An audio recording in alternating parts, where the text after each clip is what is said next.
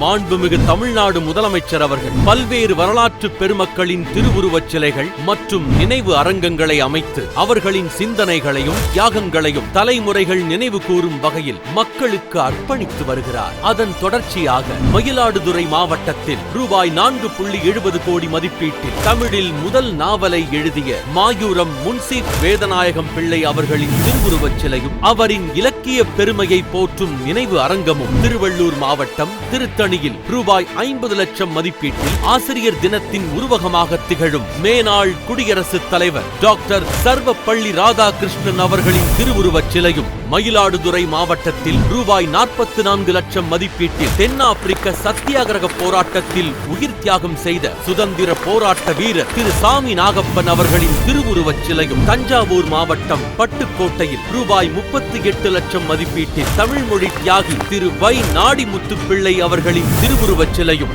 இதனைத் தொடர்ந்து ரூபாய் 3 கோடி மதிப்பீட்டில் சேலம் மாவட்டத்தில் 22 சிறை தியாகிகளை போற்றும் நினைவு தூண் மண்டபத்திற்கும் அடிக்கல் நாட்டப்பட்டுள்ளது. மேற்கண்ட வரலாற்று நினைவு சின்னங்களை திறந்து வைத்து அடிக்கல் நாட்டிய மாண்புமிகு தமிழ்நாடு முதலமைச்சர் திரு மு.க. ஸ்டாலின் அவர்களுக்கு எங்களது நெஞ்சார்ந்த நன்றியை தெரிவித்துக் கொள்கிறோம்.